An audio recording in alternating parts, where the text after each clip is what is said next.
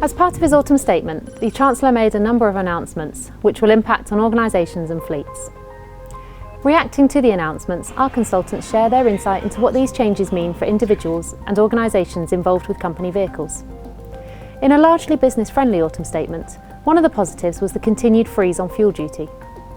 This 7th-year freeze will be a welcome relief, given the impact of rising oil prices and the depreciation of the pound on the price of fuel at the pump.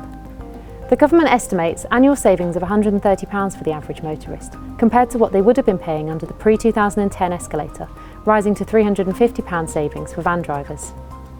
Watch our experts for further information on what the Autumn Statement 2016 means for you.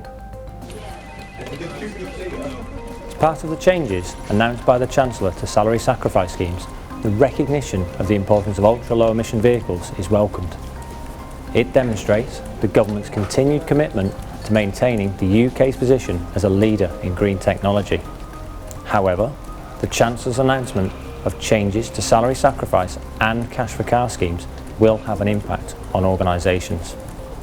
The changes mean that with the exception of ultra-low emission vehicles, employees swapping salary, including cash allowance, for benefits in kind, will pay the same tax as the vast majority of individuals who buy them out of their post-tax income. The good news is that those employees who have a vehicle delivered before the 6th of April 2017 will be protected from the impact of these changes until the end of their agreement or April 2021, whichever is the sooner. An increase in insurance premium tax from 10 to 12% to be introduced in June 2017 will also impact on costs. As further details emerge, we'll work closely with our customers to help them prepare for the impact of these changes. My colleague Chris explains the impact of the Chancellor's announcement on transport infrastructure. The government's announcement of a further £390 million investment in future transport is certainly welcome. The funding announced, relevant for fleets, breaks down to an extra £80 million towards electric vehicle charging infrastructure, with an additional £40 million for the OLEV plug-in vehicle grant scheme. Additionally, the Chancellor announced a 100% first-year writing down allowance for companies investing in charge points up to 2019. This demonstrates the government's continuing commitment to increasing the use of plug-in vehicles in the UK.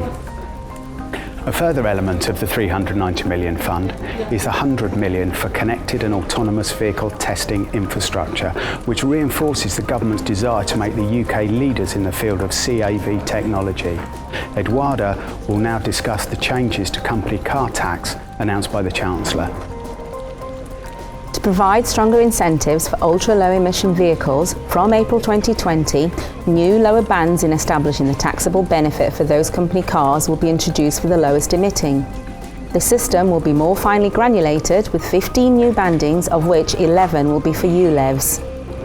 The new measures are great news for this type of vehicle from 2020, but employees selecting vehicles in the intervening period will likely see a rise in company car taxation.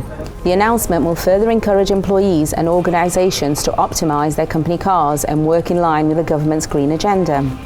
The vehicles with the greatest demand are likely to be the ones with the longest ranges. As further details emerge following the Chancellor's announcement, we will keep you updated. For more details on the Autumn Statement and how the changes could impact your business, please visit our website at leasingforbusiness.co.uk/budget. Thank you for watching.